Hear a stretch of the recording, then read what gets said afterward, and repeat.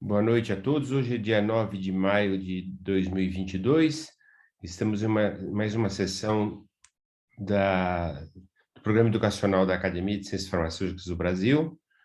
Hoje o tema será Perspectivas em Medicamentos Biológicos. Saúdo a todos, agradeço a presença de todos, em especial do nosso palestrante, Dr. Tiago Mares Guia, que é vice-presidente executivo da Bionovis, né? Uma família famosa na área de pesquisa em desenvolvimento de fármacos.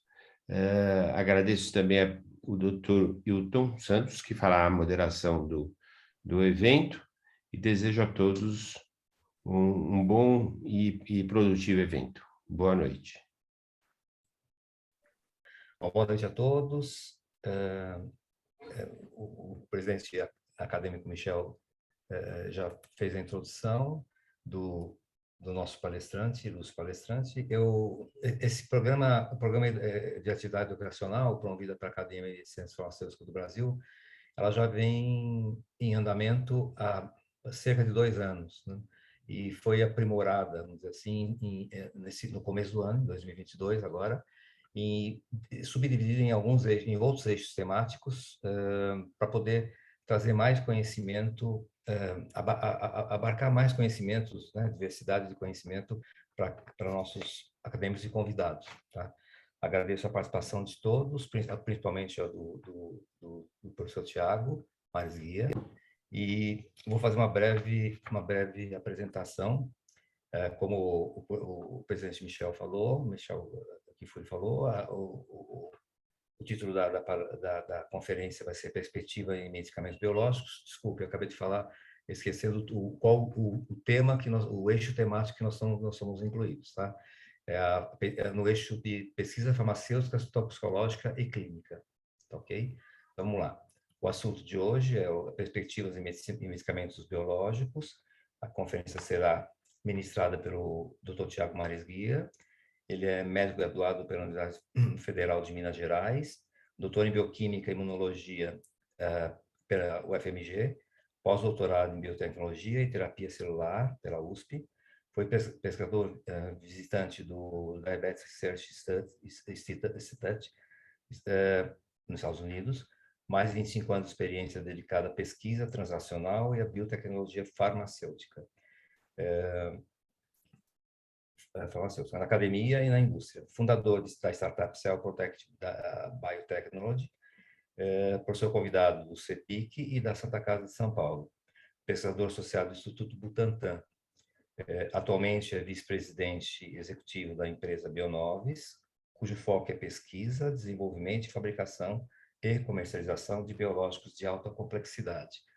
O tema hoje vai abordar uma visão histórica, contemporânea e do futuro a respeito dos medicamentos biológicos envolvendo cenários globais e nacionais, perspectivas científicas, tecnológicas e mercadológicas e seus impactos estratégicos.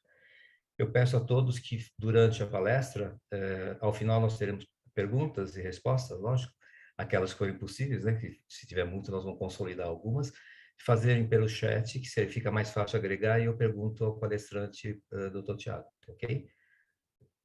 Seja bem-vindo, professor Tiago. Um grande prazer para nós, para todos nós. Obrigado por ter aceitado o nosso convite. Obrigado, Dr. Hilton, pela gentil introdução. Agradecer também ao presidente Michel Kifuri, a todos presentes aqui, os acadêmicos, o honroso convite da Academia de Ciências Farmacêuticas do Brasil. Para mim é uma honra, de fato, estar aqui cercado de pessoas que são amigos e são também referências na minha vida profissional. Então, a responsabilidade é bastante grande. Espero trazer aqui uma visão pessoal a respeito desse tema, que é uma paixão profissional já há muitos anos, e que traz uma visão que pode não ser um consenso, mas que o intuito é trazer, inclusive, para um debate, que é a parte certamente mais interessante, que fica aqui ao final. Então, eu vou iniciar as perspectivas em medicamentos biológicos. Eu sempre começo com uma perspectiva histórica. Deixa eu passar aqui. Bom, só uma declaração de potencial de conflito de interesse, que tem a ver com o que foi citado pelo Dr. Hilton, que, aliás, diga de passagem, é um querido amigo, com quem eu tive a honra de trabalhar também no meu início na indústria farmacêutica, já há alguns anos. E só deixar claro que há um potencial conflito de interesse por eu ser parte de uma empresa privada, a Bionovs, que tem parceria de transferência de tecnologia com o laboratório público, a Fiocruz, também com algumas empresas multinacionais que detêm tecnologia de produção de alguns produtos biológicos. Eu vou ficar um pouquinho aqui de lado, porque eu estou com 2 telas, então, para seguir aqui os slides. Sobre a biotecnologia farmacêutica, eu sempre começo com a insulina, que foi um objeto de estudo durante muitos anos da minha vida acadêmica, mas que é considerado por muitos o primeiro biofármaco. A insulina, no ano passado, completou 100 anos de sua descoberta.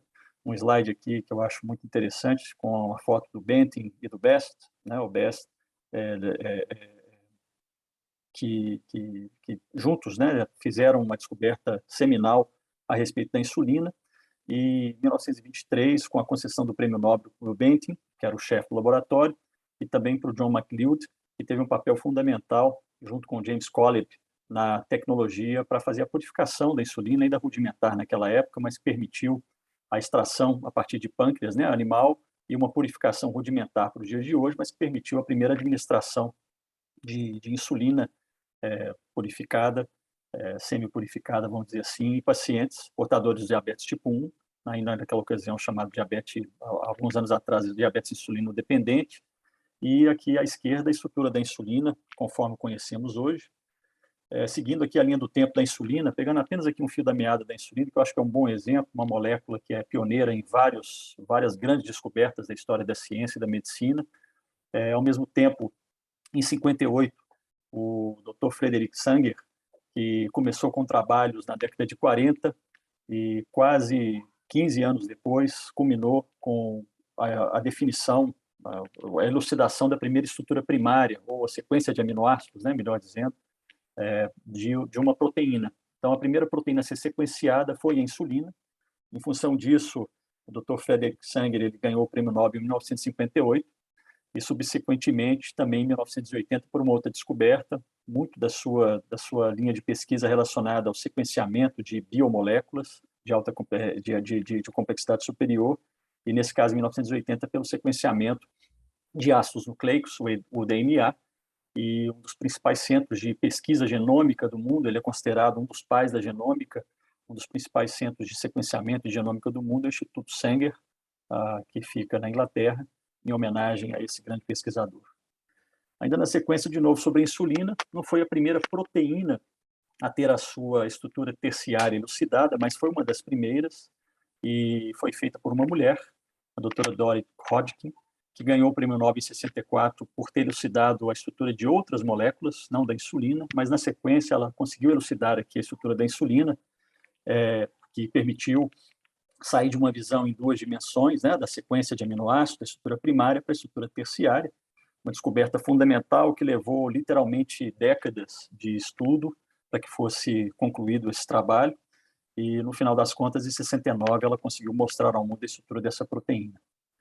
Mais um salto tecnológico, já na década de 70, com o desenvolvimento da tecnologia do DNA recombinante, a partir de 2 pesquisadores fundamentalmente. Claro que sempre, tudo em ciência faz parte de uma questão cumulativa de conhecimentos, muitas vezes básicos, muitas vezes sem uma visão muito clara para a maioria dos espectadores ou daqueles que exercitam a pesquisa, mas, no final das contas, a gente vê ao longo da história como que uma pesquisa eminentemente básica para alguns pode se transformar em produtos, em tecnologias que mudam a vida das pessoas, mudam a história da ciência e da medicina.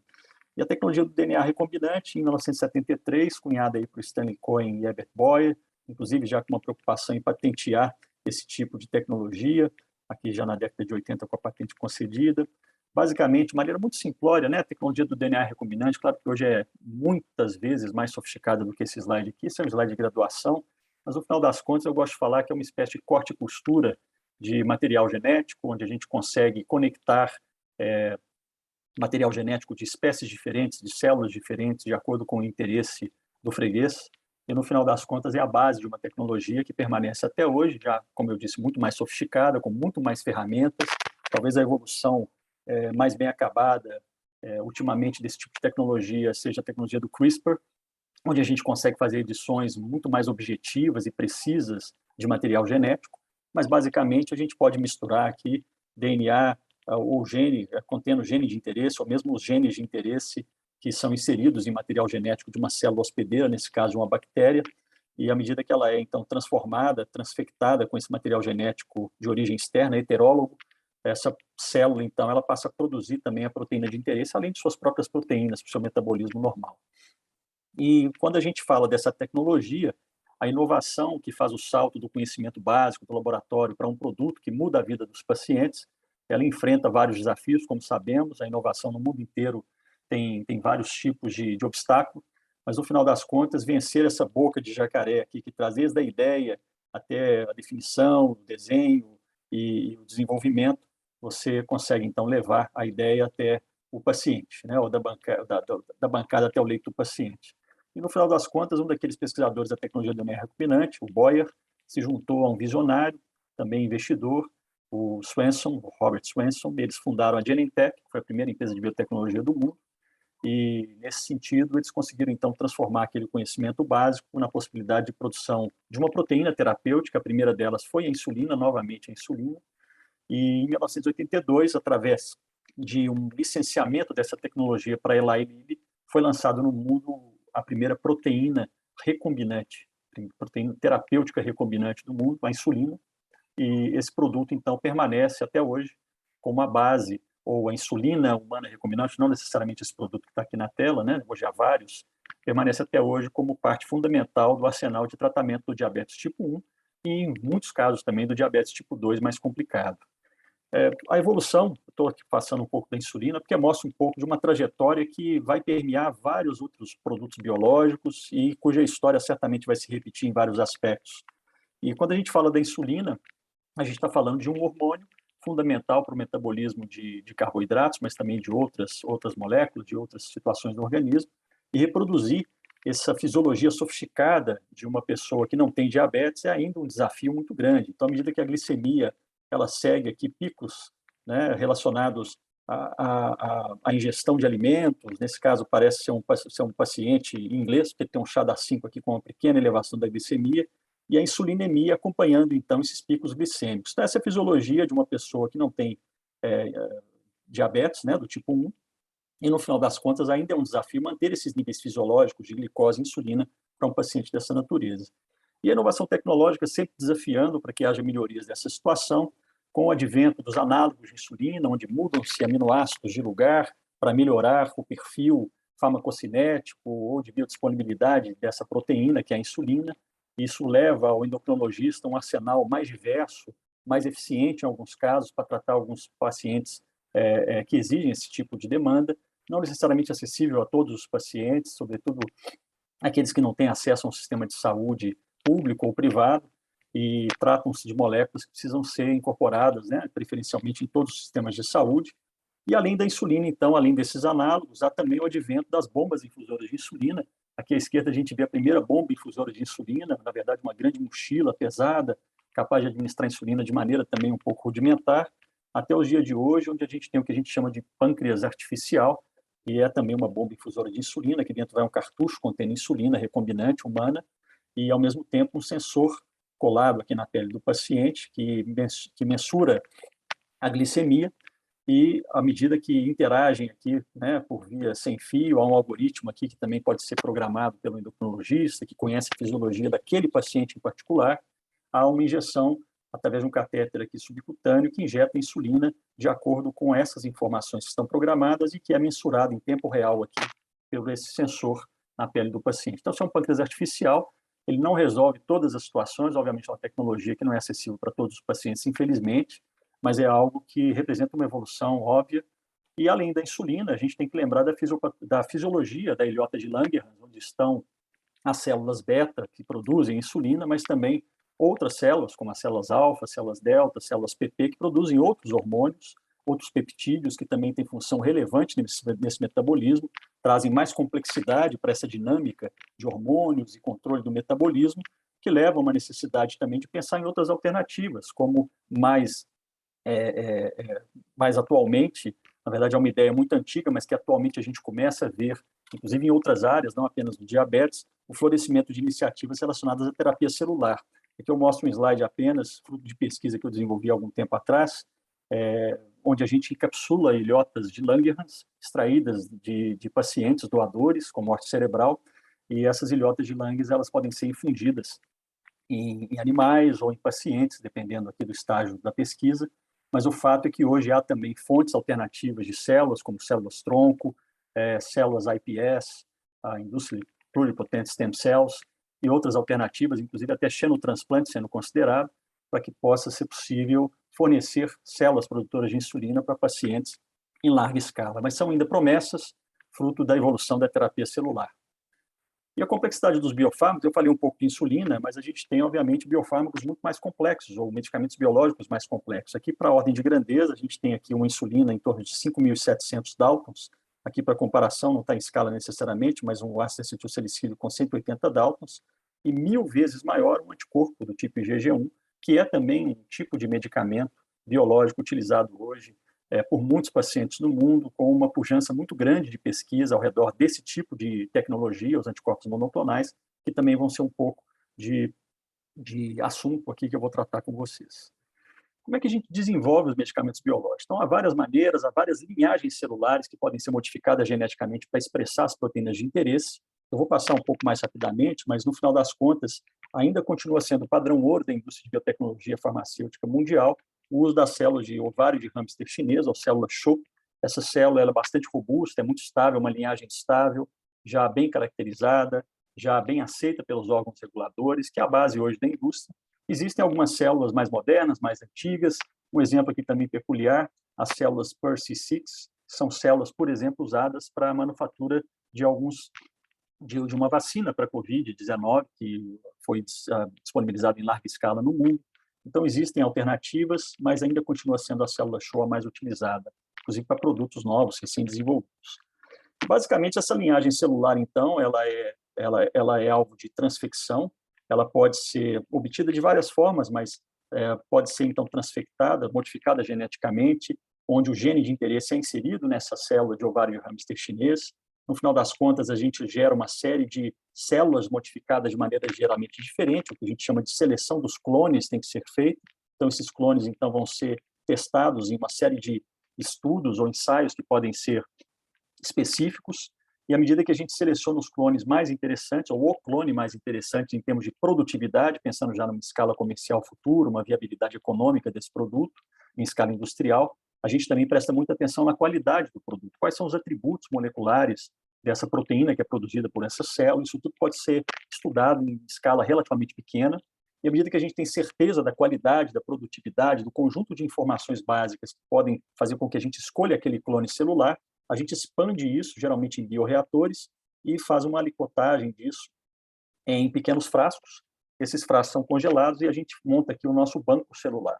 A gente chama de banco células mestre, né, ou Master Cell Bank, que é congelado, geralmente 300, 400 ampolas dessa natureza, que devem ser suficientes para garantir o ciclo de vida comercial desse produto por muitas décadas, ainda que não seja possível ter uma bola de cristal dessa natureza, mas os fabricantes, desenvolvedores, geralmente fazem um excesso de criotubos contendo essas células para garantir que não seja necessário fazer tudo de novo, caso esses tubos se esgotem.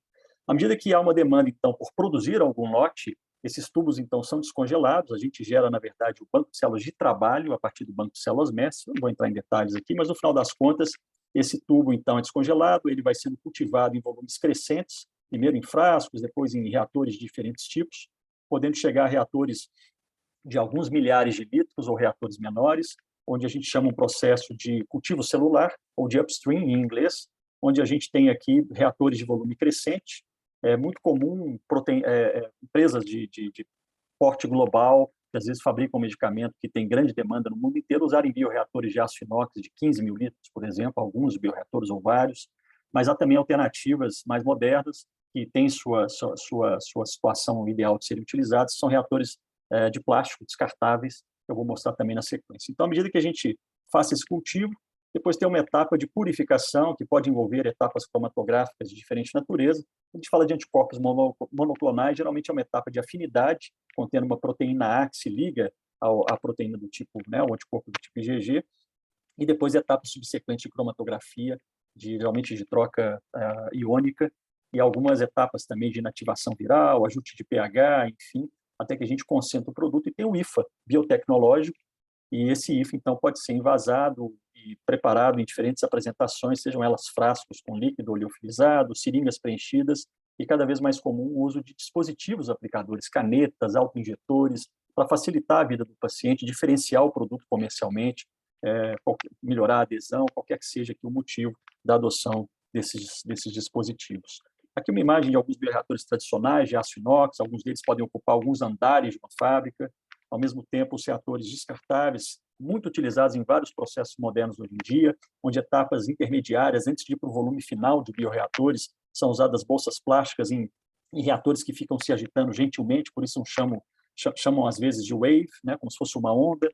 Ao mesmo tempo, reatores de maior escala, onde a gente tem aqui dentro bolsas de plástico descartáveis. Isso tem uma vantagem interessante, porque facilita muito rapidamente uma troca de um processo produtivo por outro, o início de um novo lote do mesmo produto, ou mesmo até um outro produto diferente, sem a necessidade de ter que limpar o bioreator de aço, fazer toda a esterilização, fazer toda a demonstração, né, de qualidade que essa limpeza foi bem sucedida, consome muito recurso de utilidades, consome também muito tempo.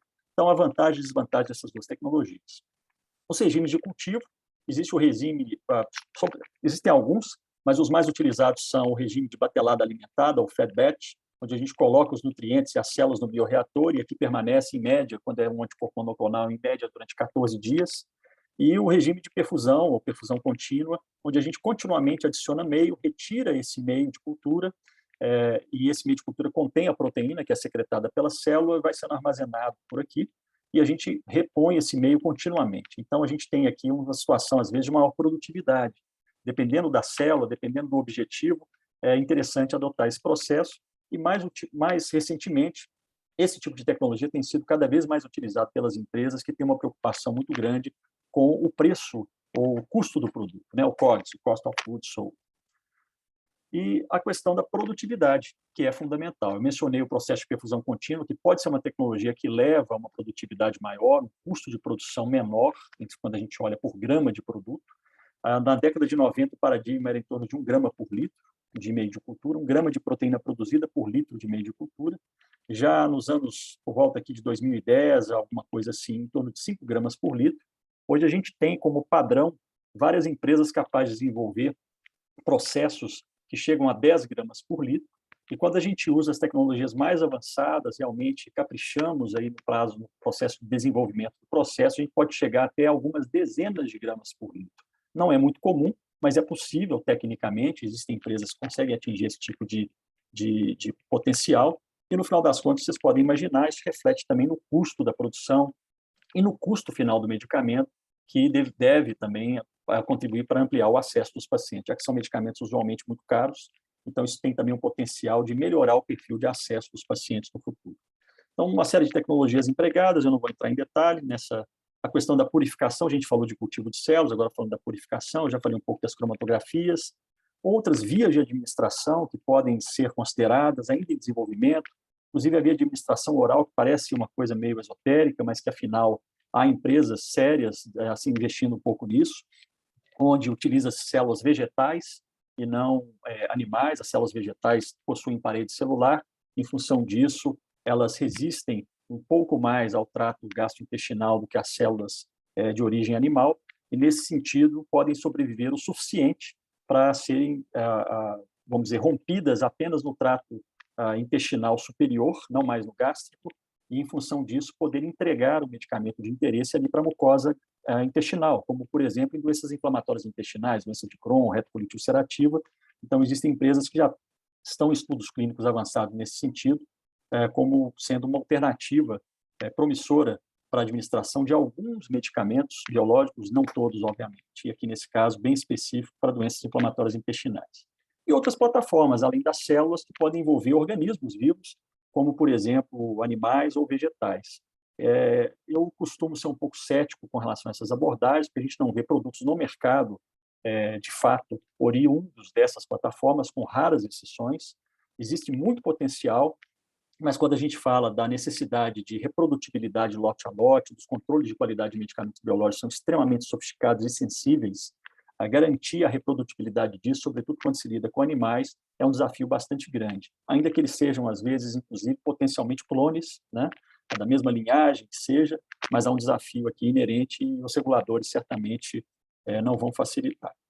Aqui um gráfico mostrando também a tendência de cada vez mais utilizar células de mamífero para cultivo ou para produção de biofármacos e cada vez menos células de origem microbiana, mostrando também aqui uma tendência, e isso grande parte é puxado pelos anticorpos monoclonais. Enfim, voltando aqui para a complexidade dos biofármacos, quando a gente fala então dos anticorpos monoclonais novamente, lembrar aqui da estrutura dos anticorpos, há uma série de questões envolvidas, mas é importante lembrar que essas proteínas de alta complexidade, elas sofrem também modificações pós-traducionais. Após a tradução, elas sofrem algumas modificações químicas, dentre elas, por exemplo, as glicosilações.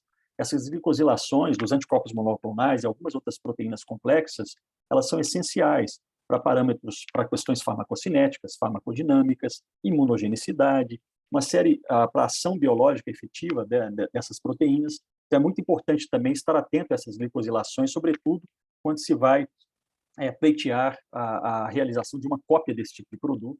Muitas vezes está aí o grande desafio de se copiar um medicamento biológico de alta complexidade. Como que a gente desenvolve um anticorpo monoclonal inovador? Existem várias alternativas, eu vou passar um pouco rápido aqui, mas no final das contas a estratégia tradicional, primária, é a geração de hibridomas humanos. Existem hoje no mercado medicamentos muito importantes ainda que foram desenvolvidos através dessa tecnologia, mas há também medicamentos produzidos através da tecnologia de animais transgênicos e, mais recentemente, esse é o padrão para medicamentos mais novos, dessa origem, usando bibliotecas de anticorpos humanos. Podem ser feitos aqui em phage display ou yeast display, outras tecnologias que permitem mais rapidez, mais assertividade e a geração de anticorpos totalmente humanos. Aqui, geralmente, são quimeras que envolvem sequência. Aquele anticorpo ele tem parte da sequência de origem animal, parte da sequência de origem humana, e cada vez mais a tendência é utilizar-se anticorpos totalmente humanos, que têm um desafio tecnológico grande na sua geração, no seu desenvolvimento, mas, ao mesmo tempo, permitem um cenário de menor imunogenicidade, por ser uma sequência 100% humana. O desenvolvimento desses anticorpos passa também pelo escalonamento, à medida que a gente chega nos reatores de maior volume, e, como eu mencionei, os biofármacos eles têm essa complexidade inerente, por serem também modificados pós-traducionalmente, mas, ao mesmo tempo, são proteínas que sofrem também uma série de variações que dão ao medicamento de origem biológica um caráter heterogêneo. Diferente dos medicamentos sintéticos, eu vou aqui simplificar bastante. A gente sabe que os sintéticos também podem sofrer algum tipo de modificação, mas os medicamentos biológicos sofrem também, até pelo tamanho, pela complexidade da molécula, a fragilidade dessas moléculas também, né? São moléculas muito menos estáveis do que os produtos menores, né? de pequena massa molecular. Então, existe toda uma preocupação com esses padrões. À medida que ocorre o desenvolvimento pré-clínico e clínico, segue o desenvolvimento de qualquer medicamento inovador, não tem uma diferença nesse aspecto. A preocupação aqui também é a questão da imunogenicidade, avaliar-se esse perfil, cunhar-se esse perfil desde o início, para que seja garantido um padrão também que proteja o paciente de complicações relacionadas a reações imunológicas ou perda de eficácia. E esses medicamentos vêm promovendo uma revolução no tratamento de uma série de patologias. Os anticorpos monoclonais, alguns deles estão representados aqui, alguns produtos comerciais, mas medicamentos anti-TNF, como o caso do Remicade, o Mira, também medicamentos para tratamento de câncer, como é o caso do Avastin, do Herceptin, do Erbitux, o Mabtera também, para tratamento de artrite reumatoide, também linfoma não Hodgkin, e também insulina, o análogo de insulina, e aqui também o outro anti-TNF. As apresentações são diversas, enfim, isso daqui é apenas uma pequena figura. Há hoje uma infinidade de produtos de várias naturezas, com mecanismos de ação bastante diversos, e a preocupação com o preço desses produtos. Eu mencionei lá atrás estratégias que estão democratizando essa tecnologia, barateando o investimento nas plantas fabris, ainda é muito exorbitante, mas são muito menos exorbitantes do que há algumas décadas atrás, e, ao mesmo tempo, processos produtivos mais eficientes. Ao mesmo tempo, a questão das cópias, do que a gente chama de biosimilares, que trazem também uma pressão grande sobre o preço dos produtos originadores e até sobre o preço de outros produtos que ainda estão sob patente, mas que competem na mesma classe terapêutica, às vezes usam até mecanismos de ação similar. Então, o advento das cópias desses produtos tem trazido também um potencial grande de redução de preços de uma forma geral. Aqui um slide que mostra vendas e projeções, não são números totalmente atualizados, mas mostram apenas a pujança disso, vários medicamentos blockbusters, aqui a gente vê vários MABs, né, como se diz, anticorpos monoclonais, também algumas proteínas de fusão, do mesmo nível de complexidade, as indicações terapêuticas, aqui está abreviado, me perdoem, mas geralmente, a grande maioria desses medicamentos ainda é hoje voltada para doenças autoimunes, reumatológicas, dermatológicas, gastroenterológicas e também para diversos tipos de câncer. Mas a gente vê anticorpos monoclonais mais recentes sendo desenvolvidos para outras áreas terapêuticas, como é o caso, por exemplo, de esclerose múltipla, como é o caso de enxaqueca severa. Então, há uma infinidade, o caso de hipercolesterolemia também familiar, onde há situações onde os medicamentos tradicionais não têm a eficácia necessária. Então, esse advento também entra como alternativa terapêutica, oftalmologia também, enfim. E o Brasil nessa história? Bom, o Brasil, com o SUS, toda essa pujança que conhecemos, esse desafio enorme, o SUS é uma joia que a gente tem que defender com unhas e dentes, ao mesmo tempo temos muitos desafios, temos uma questão importante relacionada a isso, que é a sustentabilidade do SUS e também do sistema. Bom, o SUS é público e privado, né? A junção dos dois, o Sistema Único de Saúde, mas tanto o sistema público quanto o sistema privado sofrem a pressão da demanda por esses medicamentos. Aqui, aquela tabela do mercado mundial e aqui um pouco do mercado brasileiro, em particular, dividido em público e privado. Mas, enfim, e o Brasil chegou a dominar essa tecnologia em escala industrial até o início dos anos 2000. O professor Michel Kfouri citou aqui a família, mas eu tive o privilégio de ter como um dos meus mentores o professor Marcos Marisguia, que foi um dos fundadores da Biobras, um médico bioquímico brasileiro, formado na UFMG, e que, junto com outros sócios, criou a Biobras, que chegou a ser a quarta maior produtora de insulina do mundo, exportando para dezenas de países, e essa empresa acabou sendo vendida para a Novo Nordisk em 2002 ou 2001, e, em função disso, cessou-se a produção de IFA biotecnológico no país naquele momento. O IFA passou a ser importado da matriz da empresa que adquiriu a Biobras, sendo até hoje formulado e envasado aqui no país com um investimento muito grande, geração de muitos empregos, mas o Brasil passou a ter um hiato da produção de IFA biotecnológico, né, de proteínas terapêuticas, durante mais de uma década. Esse cenário começou a mudar mais recentemente, felizmente, a gente vai falar disso mais à frente. Então, os desafios do SUS, muitos desafios e oportunidades, muitos oásis também, muitos orgulhos nacionais orgulhos do SUS, mas a gente tem a questão da sustentabilidade desse sistema, que é um assunto que, infelizmente, não se esgota. Ao mesmo tempo, temos, por obrigação constitucional, um grande poder de compra do Estado, que deve, em teoria, fornecer acesso a toda a população, incluindo medicamentos. Ao mesmo tempo, temos a falta de produção local desse IFA biotecnológico, uma grande demanda, a judicialização como um problema crescente, crônico do SUS. Ao mesmo tempo, a incorporação e o acesso aos medicamentos está aumentando, graças ao trabalho da própria Anvisa e da Conitec, que, mal ou bem, tem feito, a Anvisa certamente feito um excelente trabalho, a Conitec tem incorporado paulatinamente vários desses tratamentos, não da velocidade que eu gostaria, mas há, sim, um trabalho a ser reconhecido. E a pirâmide etária do país, que não precisa de nenhum detalhamento, mas que gera também uma demanda cada vez maior por esse tipo de produto, que geralmente está ligado a doenças crônico-degenerativas. Todo esse potencial do Brasil, aqui era uma projeção antes da pandemia, do Brasil chegar a ser o quinto maior mercado farmacêutico, enfim, mas para fins de contextualização, isso aqui ainda é válido. O Brasil é o único país dessa lista de 20 que até pouquíssimo tempo atrás não dominava a cadeia de desenvolvimento e produção de medicamentos biológicos de alta complexidade, apesar de ser potencialmente o quinto maior mercado farmacêutico do mundo. Então, é mais um dos nossos paradoxos, e resolver isso exige um esforço estruturante, um esforço de muita longa duração. A Anvisa tem um papel fundamental nisso, com a decisão de cunhar uma regulamentação muito sólida, muito robusta, alinhada com os Estados Unidos e Europa na mais alta consideração para produtos biológicos, incluindo inovadores e biosimilares. Em função disso, hoje a gente já tem mais de 20 biosimilares de alta complexidade registrados no país. É um mercado muito pujante também para esse tipo de situação dos biosimilares.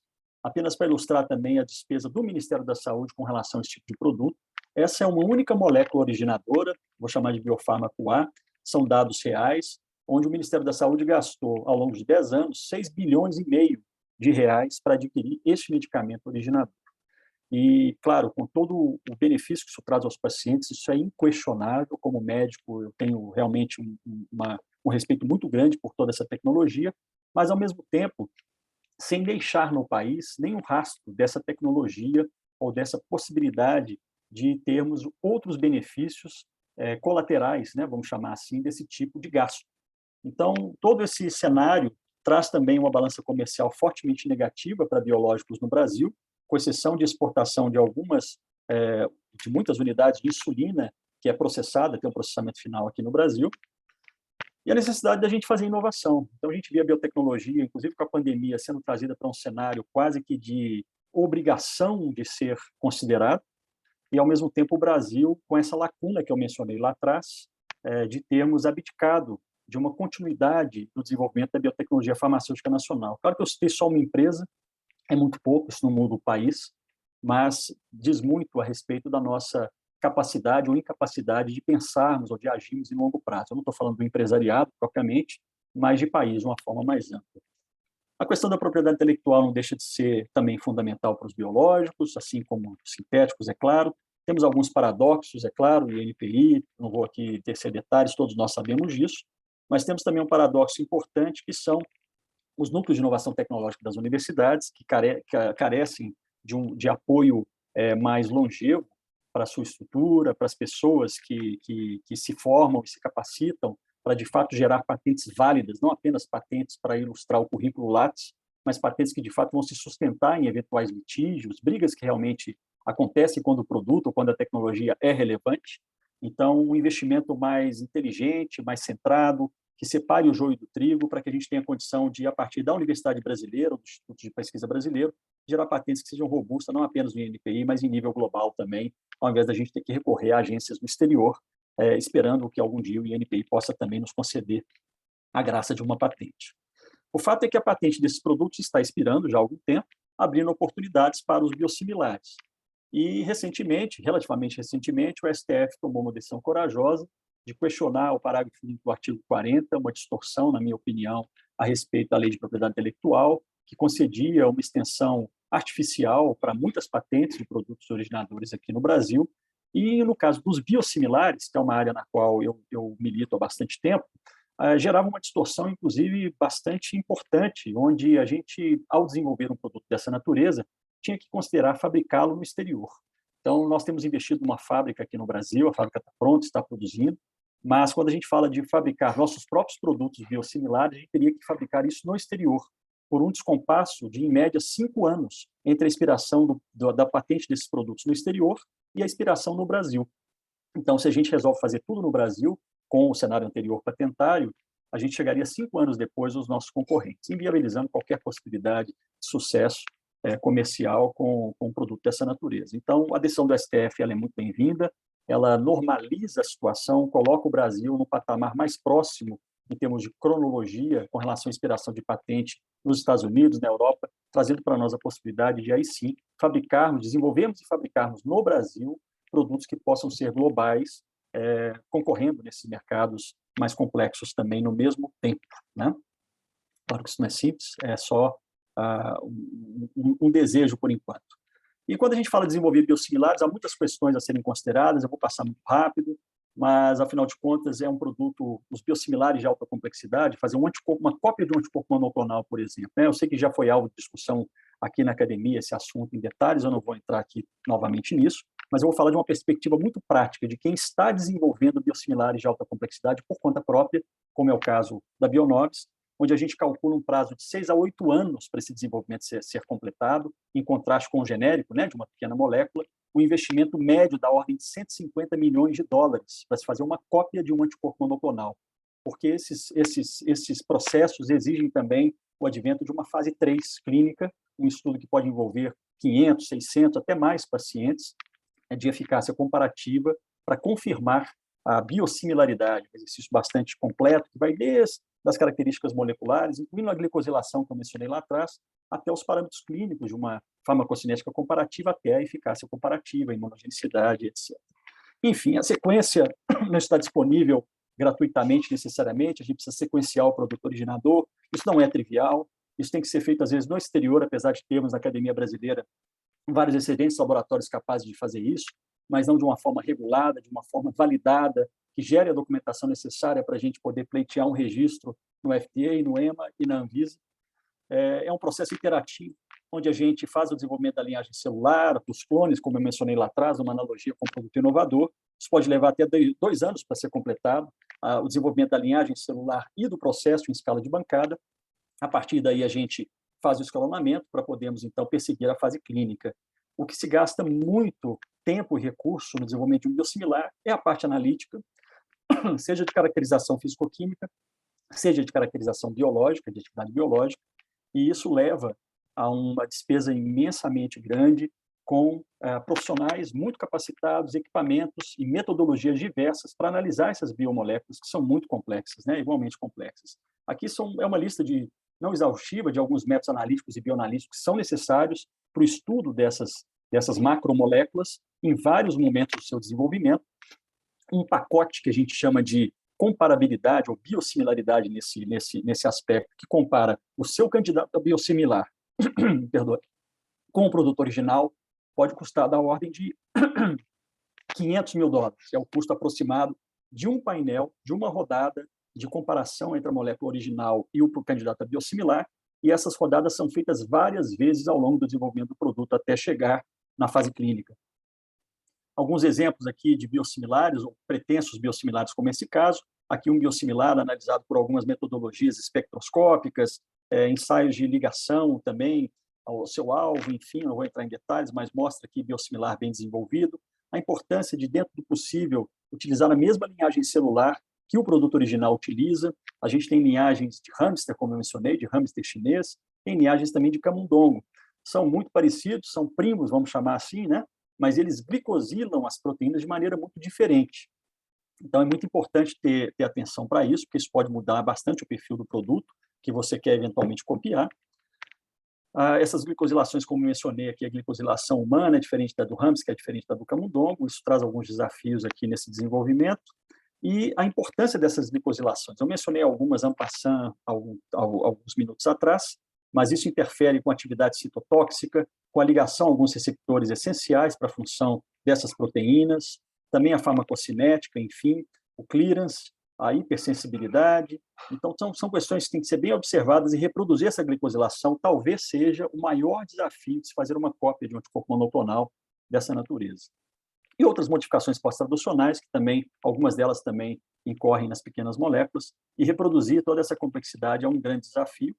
Eu mencionei que o biofármaco, seja ele originador ou biosimilar, ele é uma mistura heterogênea, porque ele tem aqui diferentes formas truncadas, que perde um pouco do C-terminal, um pouco do N-terminal, às vezes tem várias lisinas em alguns desses terminais, às vezes tem glicosilações ligeiramente diferentes ou outras modificações pós-traducionais, comparado com as pequenas moléculas, que o originador ou genérico, pelo menos a imensa maior parte, são moléculas idênticas. Então, essa heterogeneidade ela faz parte do biofármaco, é inerente, seja ele originador ou biosimilar. Essas modificações elas fazem parte também de modificações do processo produtivo. A gente tem alguns produtos originadores que passaram por mais de 30 modificações importantes do seu processo produtivo ao longo da sua história, que levaram a modificações tão relevantes que eles tiveram que fazer comparabilidade entre a molécula produzida com o processo anterior e a molécula produzida com o processo novo. Cada uma dessas modificações gera um painel molecular e de ensaios celulares capaz de comprovar que essas modificações de processo não interferem no perfil de qualidade do produto. Portanto, é muito pouco provável que vão causar algum efeito no paciente, seja em termos de eficácia, de segurança ou de imunogenicidade.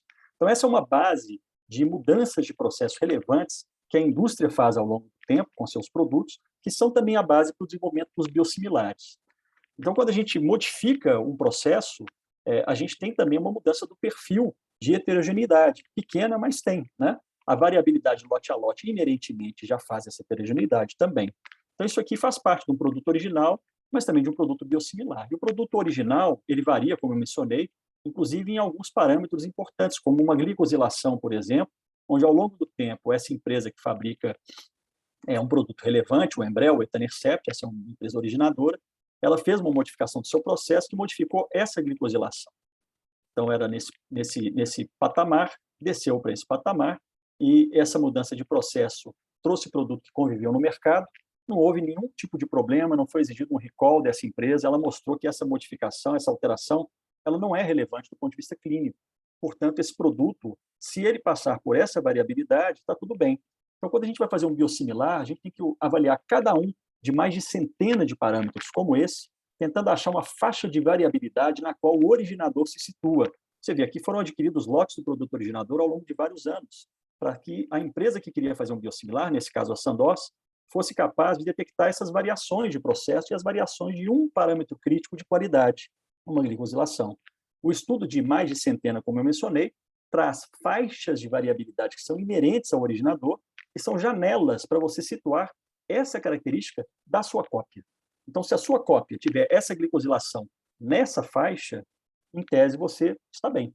Se tiver para cima ou para baixo, aí você pode ter um pouco mais de trabalho, em alguns casos até realmente falhar.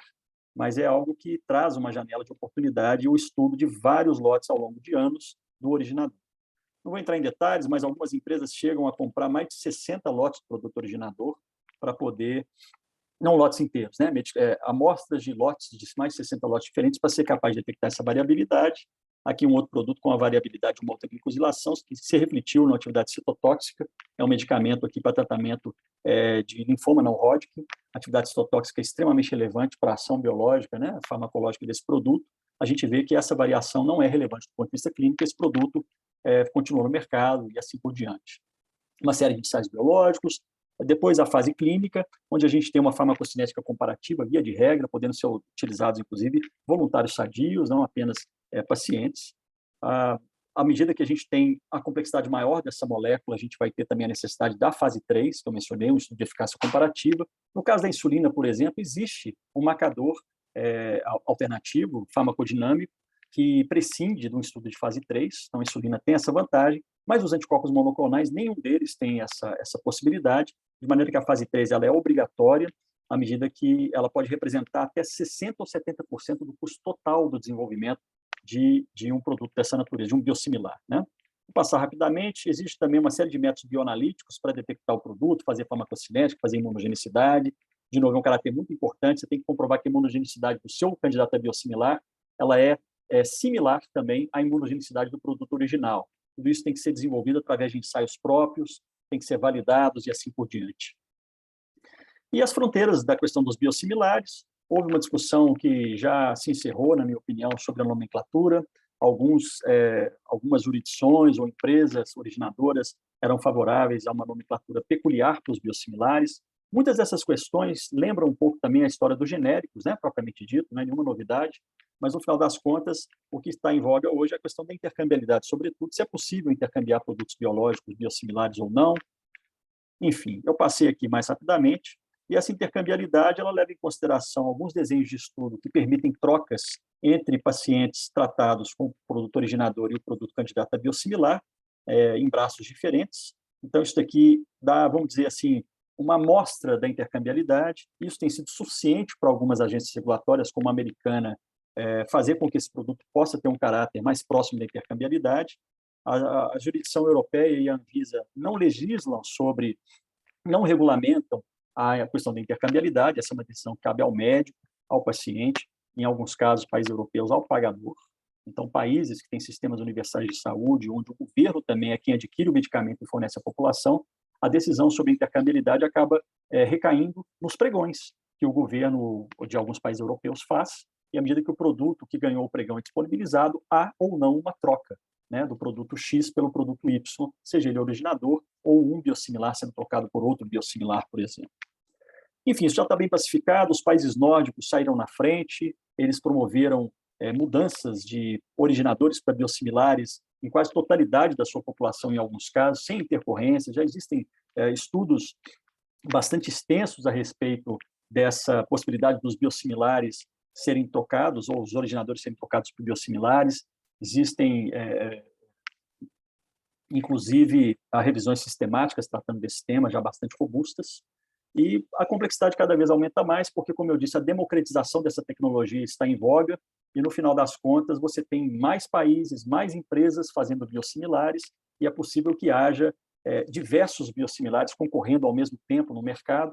O Brasil não é diferente, fazendo com que seja possível, em tese, múltiplas trocas. Então, essa é uma questão também que aflige muitos médicos, alguns pacientes, associações de pacientes, e quem adquire o medicamento, quem compra o medicamento, seja o sistema público ou privado, e quem dispensa esse medicamento para os pacientes, tem que ter essa preocupação de evitar, sempre que possível, as múltiplas trocas, porque se a múltipla troca acontece, você perde a possibilidade de fazer uma rastreabilidade do evento adverso, pela questão da meia-vida do produto, do clearance, etc. Passando mais rapidamente, as parcerias para o desenvolvimento produtivo são uma peculiaridade do Brasil, onde há transferência de tecnologia. Basicamente, a tecnologia não existe no Brasil, não existia. Ela é dominada por uma empresa multinacional que tem até 10 anos, em caso de biológicos, para transferir para um consórcio público-privado no Brasil. Essa parceria, então, tripartite, ela fornece ao SUS durante esse período e tem a obrigação de construir plantas produtivas e fabricar integralmente o produto no Brasil.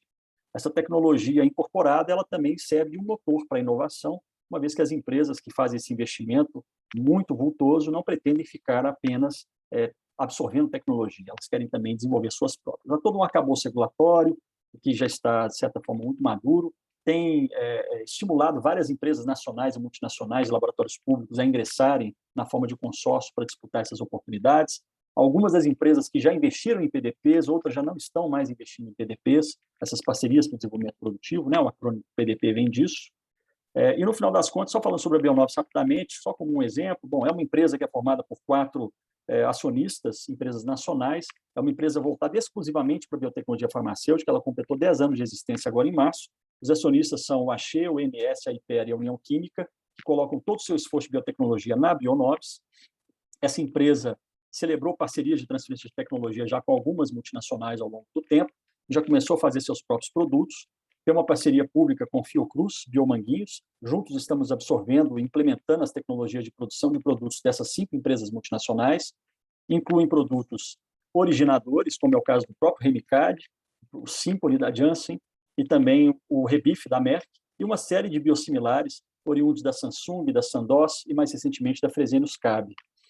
São vários modelos de negócio, não só transferência de tecnologia, mas à medida que o investimento está sendo feito, a planta produtiva é capaz de lidar com qualquer tipo de anticorpo monoclonal, outras proteínas terapêuticas também recombinantes, peptídeos, vacinas de origem proteica, e essa é uma questão que é incompatível com a plataforma atualmente investida, mas que é também uma vertente muito importante do rol de medicamentos biológicos ou produtos biológicos, biofármacos, que são o que é chamado de terapias avançadas, a tecnologia do RNA, terapia gênica, terapia celular, que também estão aqui crescendo no pipeline de biológicos em geral, hoje já representam mais de 30%, mas não são mais 20% apenas.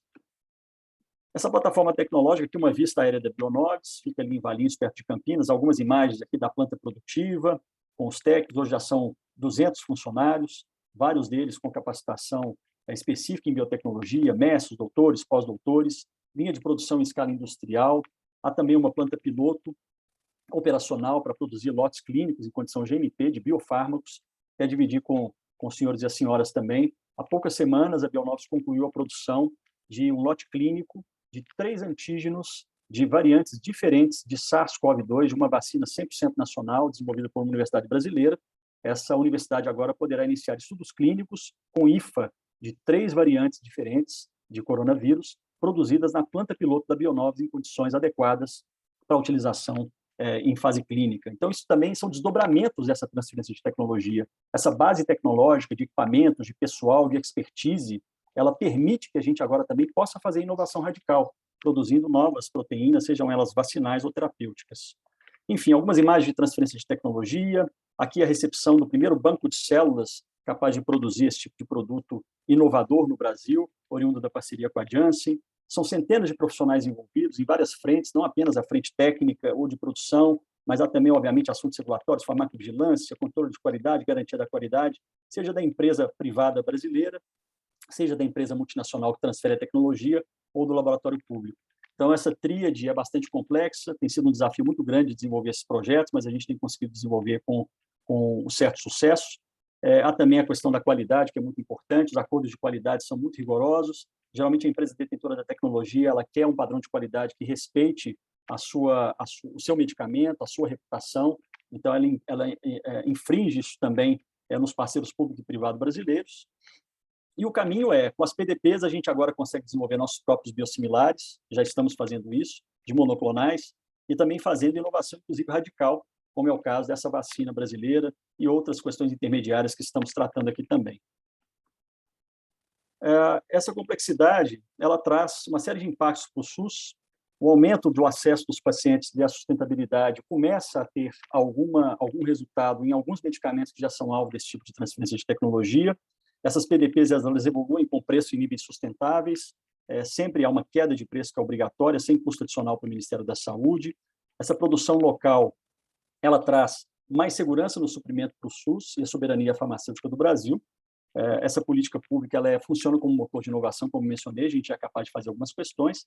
A pandemia trouxe uma série de desafios, já estou me encaminhando aqui para o final, uma série de desafios, a cadeia de suprimento global, inclusive de biotecnologia, mostrou-se bastante desafiadora, não apenas das máscaras, dos equipamentos, dos respiradores, mas também dos IFAs, inclusive de biofármacos, as vacinas, e o Brasil ficou muito a reboque dessas questões todas, em várias situações, com raras e heróicas exceções, então a indústria nacional conseguiu atender várias demandas muito importantes, como foi o caso dos medicamentos, o kit de intubação e outras alternativas que a indústria nacional foi capaz de atender e literalmente salvar milhares e milhares de pacientes, mas países como Estados Unidos, Japão e países europeus estão agora investindo muito na internalização, reinternalização de grande parte dessa cadeia produtiva e de desenvolvimento de biofármacos, para que não sejam mais dependentes dessa cadeia global em todo momento. Continua a cadeia global, mas tem também uma grande parte dela já localizada nos próprios países, mesmo que isso represente elevação de custos em algum caso, né? E nessa situação o Brasil tem uma política já estruturante, que são as PDPs e outras alternativas,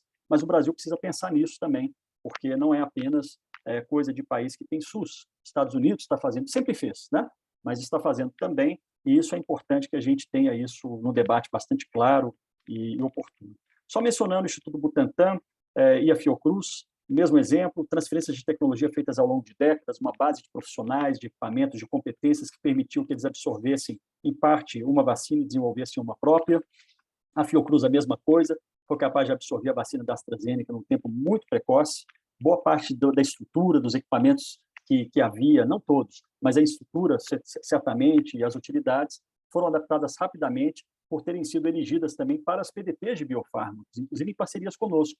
Parte dessas áreas foi transformada para atender a demanda da vacina e, em tempo muito curto, foi possível internalizar essa tecnologia. Aqui estamos também celebrando, na semana que se passou, a produção de escala industrial do IFA, do primeiro anticorpo monoclonal inovador do Brasil. Aqui são alguns dos nossos colegas cientistas que foram treinados, inclusive em laboratórios da Janssen no exterior. A gente tem acesso realmente ao coração da tecnologia dessas empresas hoje, é motivo de muito orgulho e satisfação para todos nós. E aqui um galão contendo o IFA infliximab em solução, em alta concentração, produzido na Bionov. Então, o Brasil hoje pode falar, nós já produzimos IFA em escala industrial de um anticorpo monoclonal inovador. Essa planta está pronta, os senhores e as senhoras ficam convidados para nos visitar, é um patrimônio, obviamente, não só privado, mas que faz parte também desse complexo industrial da saúde, que é público. E aqui a equipe, a parte da equipe que está envolvida aqui, junto com a professora Leda da UFRJ e a Wanda, que é a nossa gerente de P&D lá na Bionovis, que fizeram a produção aqui em alguns bioreatores da vacina de antígenos para essa vacina brasileira contra a Covid. Além das PDPs, as empresas têm estratégias diferentes, como eu mencionei, algumas delas não lidam mais com PDPs, mas é uma indústria de biotecnologia emergente, é o renascimento da indústria de biotecnologia no Brasil. Essa plataforma, então, pode ser usada para uma série de questões que eu mencionei, mas há que se perseguir a inovação radical em diferentes níveis, e isso grita, né, para todos nós perseguirmos, para que a gente não fique para trás, é uma lacuna que não existe ainda, o Brasil tem total condição hoje de perseguir algumas dessas alternativas, mas a existência de companhias inovadoras, como é o caso da Abilinx, apenas um exemplo que eu sempre mostro, uma empresa que começou em universidade, com alguns poucos cientistas, surgiu toda uma gama de produtos inovadores feitos através de uma tecnologia de pesquisa básica, e hoje ela tinha uma parceria com uma série de empresas, foi adquirida pela Sanofi, mas mostrando a pujança dessa possibilidade. A gente precisa de mais startups no Brasil, é muito importante que isso seja fomentado. Novas tecnologias de anticorpos monoclonais, anticorpos biespecíficos que ligam a dois alvos diferentes, tem outros tipos de tecnologia que ligam a mais de dois alvos diferentes, a imunoterapia do câncer com anticorpos monoclonais também, terapia celular, aqui o exemplo da Carticel, que já é uma realidade, já produtos registrados no Brasil, mas com um custo extremamente elevado. O Sistema Único de Saúde não tem a menor condição, o SUS não tem a menor condição de incorporar esse produto hoje, esses produtos, como é que a gente traz acesso aos pacientes brasileiros também a esse tipo de tecnologia? Será que a indústria que hoje faz monoclonais vai poder lidar com isso? São plataformas muito distintas, é uma logística muito distinta, são desafios tecnológicos distintos, mas que têm alguma ressonância na mesma fonte, né, que é a biotecnologia, as vacinas terapêuticas, o CRISPR que eu mencionei, e a terapia gênica, que deixou de ser algo, vamos dizer, preocupante. Algumas décadas atrás, alguns pesquisadores, vamos dizer, afoitos ou irresponsáveis, passaram o carro na frente dos bois e levaram alguns eventos adversos graves, inclusive em crianças, mas isso é passado.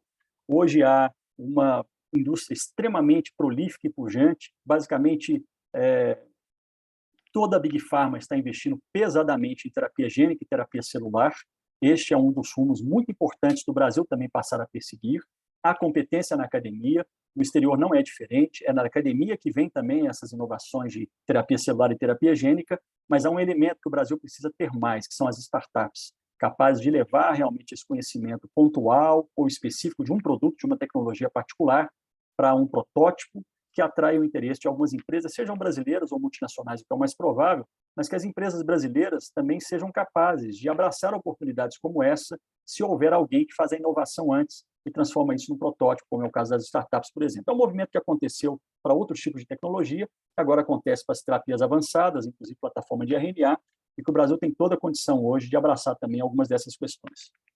Então, avançando, só para poder finalizar realmente, lembrando aqui da Dorothy Hodgkin, com a descoberta da estrutura da insulina, é um trabalho de décadas para elucidar-se essa estrutura através de cristalografia de raio-x, né, de fração de raio-x, de cristais de insulina. E só para finalizar aqui com esse paradoxo de Levinthal, é um paradoxo que alguns talvez se lembrem aí das aulas de bioquímica, um paradoxo que coloca a complexidade da proteína, da sequência, né, a estrutura primária de aminoácidos, aquela sequência de letrinhas, como que a gente, a partir dela, chega até uma estrutura tridimensional. Pois o Levinthal ele cunhou um paradoxo que falava que tratava-se de uma série de combinações de 100 elevado à tricentésima potência, que se fosse tentar cada uma das conformações possíveis desse número gigantesco, gastaria-se um tempo maior do que o tempo da história do universo. Então, ou seja, é impossível. Ou seja, quais são os caminhos que a biologia usa para fazer esse enovelamento, esse dobramento tridimensional da proteína em milissegundos ou microsegundos? O que existe de inteligente nisso? Pois agora, recentemente, foi um grande marco da história da ciência mundial. Eu estudei bioquímica de proteínas durante grande parte da minha vida, é uma paixão também que me acompanha, e foi impressionante ver a inteligência artificial sendo capaz de resolver, pela primeira vez na história, a estrutura de uma proteína com precisão acima de 90%, que é exatamente o grau de precisão que se obtém com as técnicas cristalográficas ou ressonância magnética de proteínas de alta resolução. Isso muda a história. Aqui a gente vê as estruturas sobrepostas de duas proteínas. Em verde são os resultados experimentais reais, né, de cristalografia ou de ressonância. Em azul, a predição computacional. Então, esse algoritmo, o AlphaFold, que é do DeepMind, essa tecnologia de inteligência artificial, ela já é capaz de fazer isso. Então, isso abre toda uma perspectiva de se elucidar a estrutura de forma automatizada de centenas de milhares de proteínas, fazendo com que seja possível também estudar a síntese ou predizer modificações de futuros biofármacos, abre todo um panorama também de possibilidades mais rápidas, né? É apenas uma ferramenta. Isso aqui não muda a história de forma prática absolutamente, mas isso aqui é uma ferramenta muito poderosa que mostra o poder da inteligência artificial aplicada a problemas de décadas.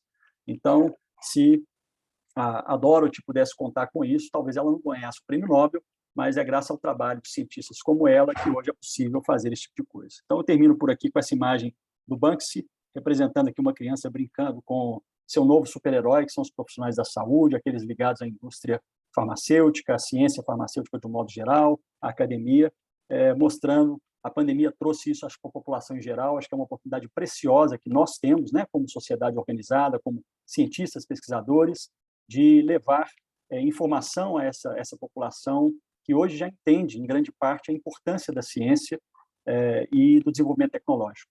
Estamos longe ainda de uma compreensão completa, mas acho que a gente tem um caminho muito, muito fértil para poder explorar esse tipo de interação com a sociedade, sendo mais eficientes no compartilhamento, né, de conhecimento e de informação a respeito disso. Desculpe, me estendi um pouquinho, eu fico por aqui, fico à disposição de perguntas, críticas e sugestões. Obrigado. Obrigado, Thiago. Então, vamos tirar se você conseguir parar de compartilhar, isso, ótimo. Pronto. Tem algumas perguntas, tá? Então, eu vou ser rápido. Vamos lá.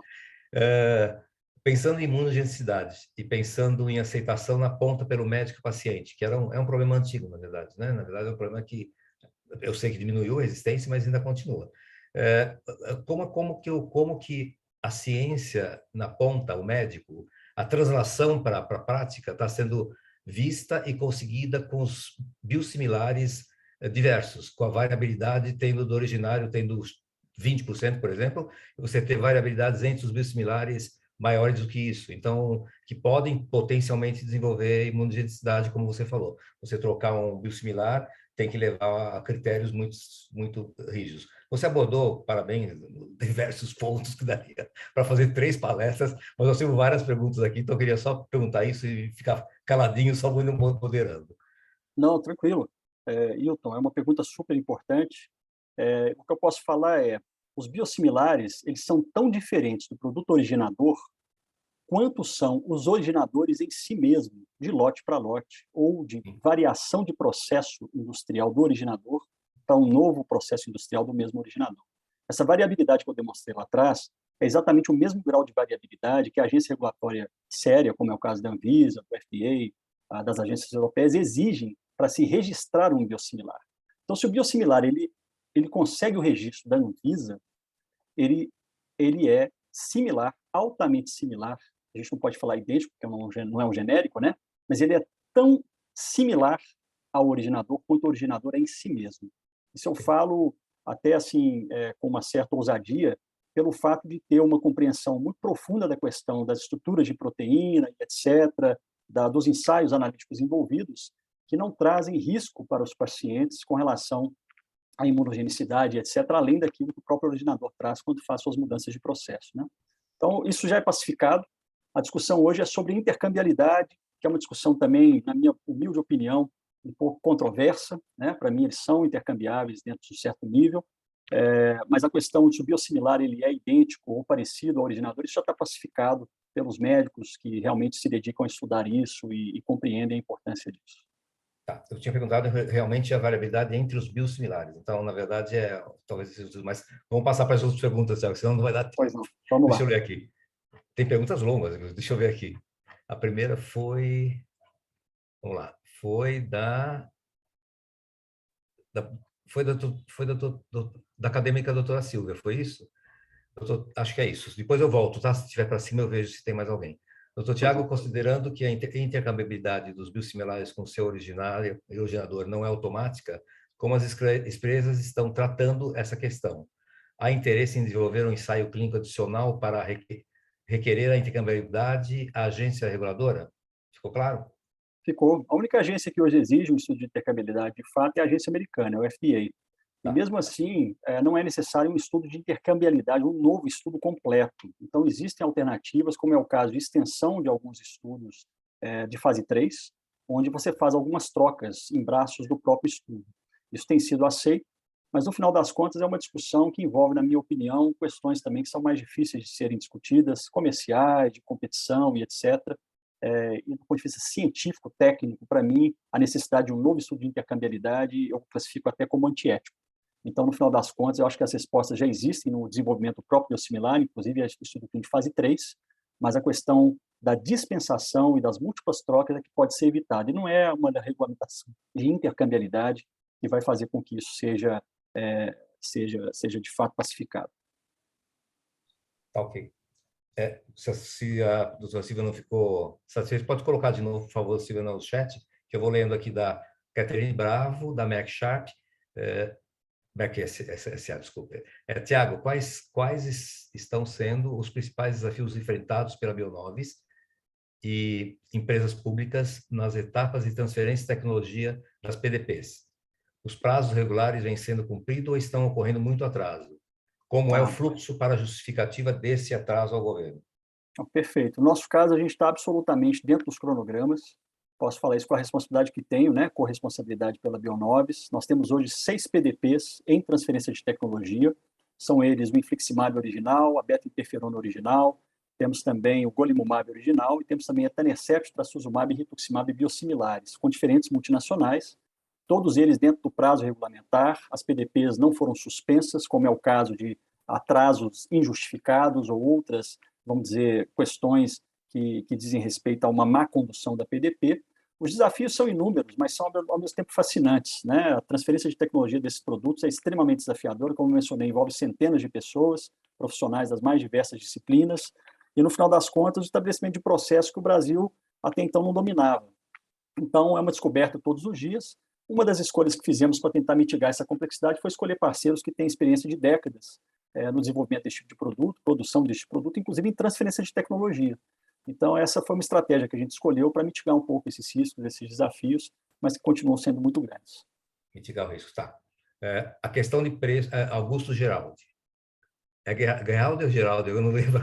Achei Geraldo. Vamos lá. A questão de preço de um original para um biosimilar sempre foi algo questionável. E sabemos que não seguirá o padrão dos medicamentos genéricos, onde há patamares de desconto maiores que 90% no preço do original. Para a biotecnologia, qual o range de preço a menor esperado hoje para um biosimilar frente ao originador?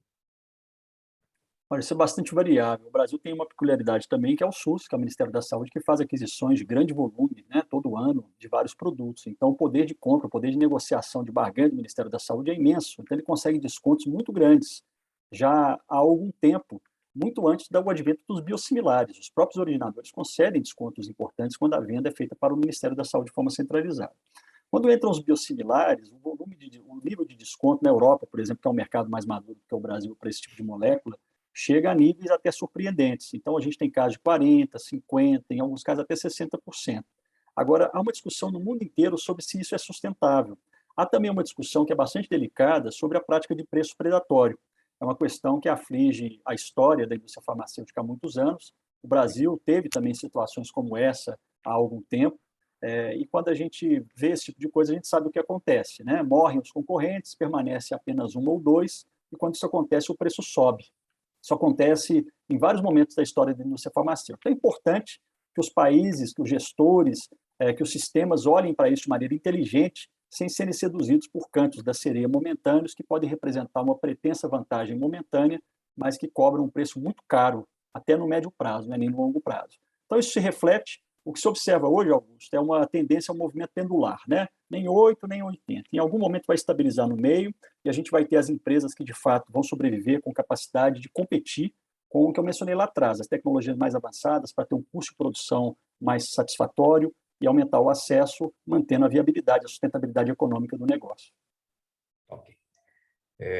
Um acadêmico, colega nosso, Carlos Vidotti, ele gostaria de saber sua opinião sobre nomenclatura de biosimilares e o acréscimo de letras após o nome genérico, como tem sido adotado por FDA. O nome passa, então, a identidade, a indústria no nome genérico. Tá, a ideia. Tecnicamente, até onde os argumentos farmacovigilância são válidos. 2, como garantir, por decreto, entre aspas, o código que o IFA serão similares e intercambiáveis? Outra pergunta, né? Não são necessários novos mecanismos, meios para assegurar a qualidade dos biosimilares e não pelo nome? Você poderia citar algum mecanismo? O código determina o fim da política de medicamentos genéricos. Desculpe pela quantidade de perguntas, esse assunto está em discussão na farmacopeia brasileira. Obrigado. Tranquilo, cara. Se quiser, eu repito, tá, Tiago? Não, eu prestei atenção. A pergunta é muito importante e eu vou Sim. expressar sempre a minha opinião pessoal, tá? Eu mostrei vários slides aqui com a logomarca da Bionovis, mas eu quero deixar ressaltado que essa é a minha opinião pessoal. Então, assim, como médico, como cidadão brasileiro, eu posso falar o seguinte: essa discussão sobre nomenclatura, para mim, com letrinhas a mais do que o INN, né, a Denominação Comum Brasileira, isso para mim é uma falácia. Desculpem a palavra, mas eu não posso deixar de citá-la. Isso para mim é uma barreira comercial explícita que quer se impor. Essa discussão, felizmente, ela já está vencida no Brasil. A Anvisa, ela tomou a decisão corajosa de não adotar esse tipo de situação aqui.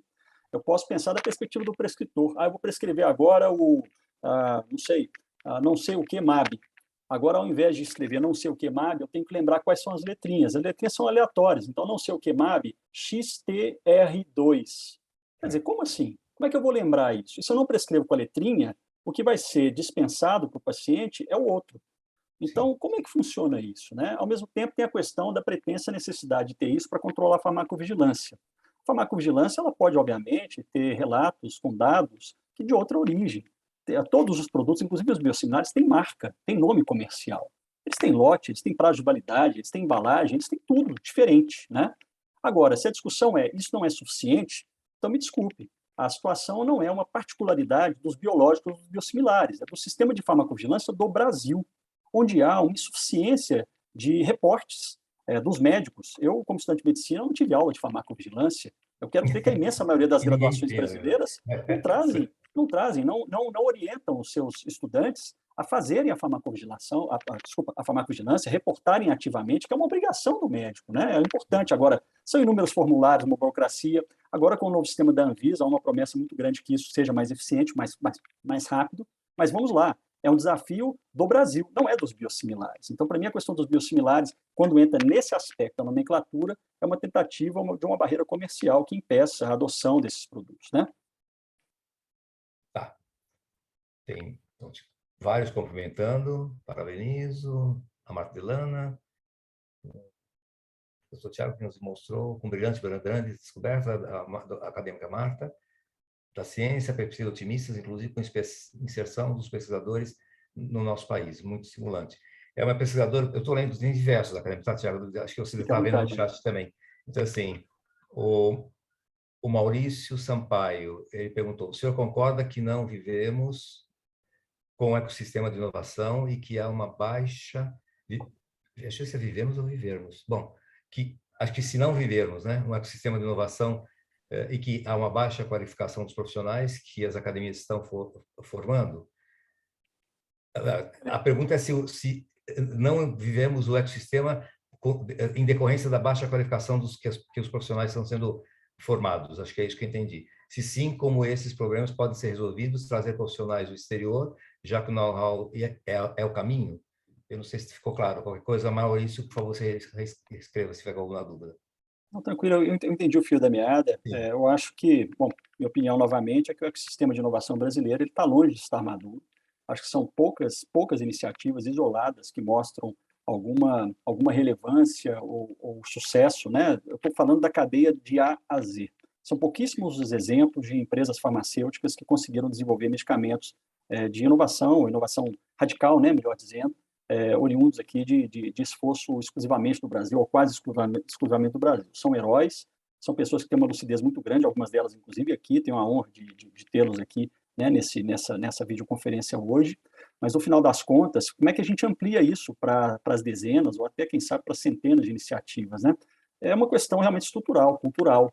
Os cursos de graduação, de uma forma geral, da área biomédica, eles não tratam desse assunto de maneira importante. Eles não falam de regulamentação, eles não falam de empreendedorismo, eles não falam de propriedade intelectual, eles não tratam da carreira da indústria ou do desenvolvimento tecnológico com a mesma importância que é dada para a carreira acadêmica. Eu fui acadêmico muitos anos, fui professor, orientador de pós-graduação, tenho um respeito imenso pela academia, interajo com ela frequentemente, mas cada um tem o seu papel. A inovação radical, ela continua vindo da academia. Por outro lado, a academia brasileira, ela tem que assobiar e chupar cana o tempo todo e ser vítima de, às vezes, um subfinanciamento crônico, a dificuldade até de manutenção de bolsas e etc., como é sempre assim. Mas, no final das contas, tem que ser também assistida, de alguma forma, aqueles professores ou pesquisadores que têm vocação para fazer desenvolvimento tecnológico, que eles encontrem alguma orientação, um núcleo de inovação tecnológica perene, não só com bolsistas, mas com profissionais que mantenham-se perenes lá depois de serem capacitados, que haja um investimento inteligente no patenteamento das descobertas acadêmicas, que seja possível fazer um PCT em tempo hábil. Quantos de nós já devem ter vivenciado situações dramáticas de descobertas relevantes feitas na academia? Não são muitas, né? Relevantes que eu digo em termos de potencial de desenvolvimento tecnológico. Não estou falando de publicação científica, que o Brasil, de fato, tem vários oásis espetaculares. Mas aquilo que tem potencial para desenvolvimento tecnológico, muitas vezes a gente vê pesquisadores brilhantes, com descobertas espetaculares, que não foram alvo de um PCT. Foi patenteado no INPI e depois de um ano, ou um pouco mais, perdeu-se ali aquela exclusividade e o mercado brasileiro, dependendo da iniciativa, ele não é suficiente para se recuperar o investimento no desenvolvimento de um produto. Então, perde-se a possibilidade. Eu já vivi isso algumas vezes, né, essa frustração interagindo com alguns colegas acadêmicos.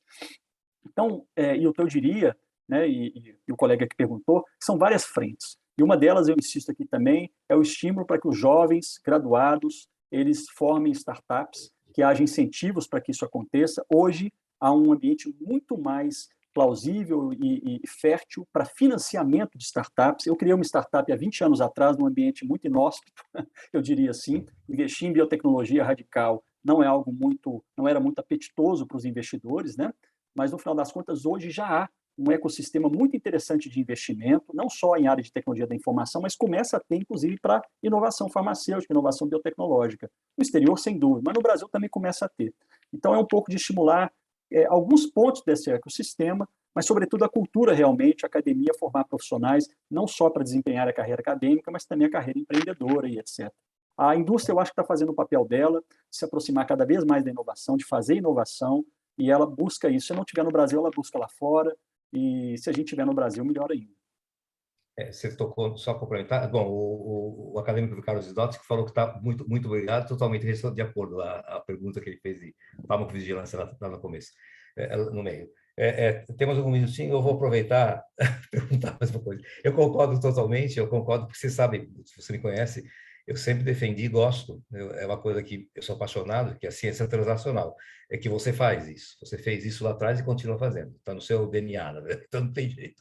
Assim, eu acho que os NITs são os grandes, assim, eu estou falando de Nova Unicamp e da USP, que a gente conhece, eu tenho mais proximidades. Mas, de qualquer maneira, eu acho que sim, falta um pouco de estímulo, na verdade, dos NITs em não querer proteger demais e estimular o empreendedorismo, que é uma coisa que não se faz. Na verdade, dentro da universidade, você tem pouco estímulo ao empreendedorismo. Ninguém tem, nem aula, nem você vai ter que fazer alguma coisa se você tiver o estímulo de alguém que possa te orientar, como você fez na USP. Então, na verdade, eu acho que falta realmente o ecossistema, que ficou perguntado algumas vezes. Você citou isso no começo da palestra, da conferência, que o ecossistema é algo que se mostrou a inovação, o início dela, e o biosimilar é muito claro, acho que ficou claro para todos, que o biosimilar se encontra também nessa boca da inovação, vai passar por todas as etapas, porque ele tem que ser similar, mas ele tem que passar por tudo, passar por todos o isolamento, toda a parte que isso faz parte. Então, eu acho que foi perfeito, nós somos 5 minutos ainda, se alguém quiser fazer pergunta, por favor, senão fico eu perguntando, fica chato. Mas você tem, olha, o Agustin da Espanha dando excelente apresentação, que é muito importante, grande atualidade e futuro. Obrigado, professor Agustin. Todos estão muitos parabenizando você, o Augusto repetiu, Caterine também, muito obrigado e parabéns pela apresentação. Tem vários, você deve estar vendo no seu chat aí que tem vários agradecimentos, eu acho que são muito válidos e você, como sempre, é bem humilde, vamos dizer, a palavra correta seria essa. O Tiago é uma pessoa muito... Ele alcançou algo que é por conta dele, na verdade. Ele alcançou algo por conta da busca permanente que ele teve desde da sua universidade, desde o seu curso de formação. Então, eu tenho aí 4 minutos, então dá tempo do Tiago, por favor, falar alguma coisa. Acho que você poderia falar alguma coisa para a gente. Já deu bastante esperança, mas acho que você poderia deixar uma mensagem final, porque, na verdade, nós estamos terminados às 19h30 e temos 4 minutos aí pela frente. E se alguém mais quiser perguntar, por favor, use o chat. Vamos lá, Tiago, por favor, a palavra está com você de novo. Bom, vou aproveitar apenas para agradecer essa oportunidade novamente, o convite da academia, sua mediação, Wilton, amigo querido, também o convite do Leonardo, a todos vocês pela paciência. Eu costumo falar demais, mas basicamente o que me move, eu acho que a todos nós aqui, é a paixão, né, pela pesquisa, pela ciência e pela possibilidade de fazer. Isso parece meio piegas o que eu vou falar, mas é o que me faz levantar todo dia para ir trabalhar, que é a chance de mudar a vida dos pacientes, né? Então, como médico, né, lá na escola de medicina, eu sempre quis ser cientista, sempre tive essa vontade, e eu pus na minha cabeça que atuar nessa frente de pesquisa e desenvolvimento tecnológico, se eu conseguisse fazer alguma coisa relevante, eu poderia atingir milhares de pacientes, talvez até milhões, quem sabe, de uma vez, né? Coisa que eu levaria algumas vidas, não que eu seja competente para isso, mas para atender pacientes em número suficiente. Então, essa é uma motivação, e no final das contas, estar aqui rodeado, né, de vocês, para mim, novamente, é uma honra. Vários aqui são referência para mim na minha carreira profissional, pesquisadores admiráveis, que têm na inovação a busca constante, e no final das contas é o que a gente está tentando fazer. Eu acho que a mensagem, né, nesse momento que a gente vive quase pós-pandemia, espero que seja pós logo mais, mas acho que é uma super oportunidade, né? Acho que quem não enxergava passou a ver a importância do investimento em ciência e tecnologia, desenvolvimento tecnológico. Eu acho que um corpo qualificado como o desta academia tem uma oportunidade muito importante de formar opiniões, e acho que a nossa obrigação, quando a gente vê a população repetindo alguns formadores de más opiniões sobre se a vacina tem um chip, se isso faz mal, que isso é fake news e etc. Nós sabemos que não é bem assim, mas eu acho que a gente precisa se comunicar melhor, né? Estou falando de uma forma geral, não a academia, mas os cientistas brasileiros, a indústria brasileira, como uma obrigação, parece um pouco idealista da minha parte, de trazer também clareza de informação e educação para as pessoas, para a sociedade em geral, para que a gente não precise passar, talvez, por apagões de oportunidades em momentos de crise, em momentos de emergência, como foi a pandemia, como vem sendo a pandemia, mas que a gente possa, sobretudo, estimular, vamos chamar assim, os governantes, a sociedade, a investir de forma perene em ciência e tecnologia. Eu sou mineiro e a gente sempre olhou para São Paulo como... moro em São Paulo já há muitos anos, tenho filha paulistana, enfim, me considero paulistano nessa altura, mas no final das contas a gente sempre olhou para a FAPESP como um exemplo de conquista da sociedade organizada, da sociedade civil. Qualquer um que queira mexer no orçamento da FAPESP é vítima de reclamações de todos os níveis, inclusive da sociedade em geral, mostra a importância desse tipo de sedimentação, mas que a gente talvez pudesse trabalhar, né, como líderes que somos, né, de alguma forma, eu aqui no meu quadradinho, tentar trazer mais clareza para a população e para os determinadores aí das políticas, que haja um investimento mais perene e mais informação a respeito da ciência para os brasileiros. É isso. Parabéns. É um discurso, né, Tiago? Você já podia ser ministro da Saúde. Não, longe de mim, que é isso. Já te convidaram uma vez para ficar na secretaria lá, na verdade. Que é isso? Isso daí nem pensar. Eu prefiro trabalhar na bancada aqui no meu universo. É melhor, para tem razão. termos gente competente lá, né? Bom, tem 1 minuto, acho que vai encerrar a gravação. Se alguém tiver mais alguma pergunta, em menos de 1 minuto, a gente pode abrir, senão fica um monte de agradecimento e eu gostaria que todo mundo abrisse, se for possível, abrir as câmeras para poder tirar um print de tela para esse brilhantismo do Dr. Tiago. Acho que a Sibeli fala isso, né? Ok. Acho que já foi feito. Talvez tenha morte súbita, tá? Porque o Zoom geralmente acaba assim, morte súbita. Então, se cair, ninguém fica preocupado porque não caiu mesmo. Não é que despenca, na verdade, ele cai, né? Cai direto. Então é isso, acho que foi feito, tá? Ela já fez. Então, obrigado para todos a apresentação. Em nome do presidente, se o presidente quiser falar, tem um finalzinho, por favor. Michel, se quiser, eu estava à vontade, está aberto o microfone. Fico muito feliz e contente com a sessão de hoje. Parabéns, doutor Tiago, sua apresentação foi excepcional. E agradeço também ao Wilton pela excelente moderação. E gostaria de pedir uma salva de palmas aí ao nosso palestrante. Obrigado. Parabéns. Parabéns. Muito obrigado a todos, viu? Muito gentis. Parabéns. Boa noite e até a próxima. Obrigado. Boa noite. Obrigado. Boa noite. Tchau, tchau. Boa noite. Tchau, tchau. Boa noite.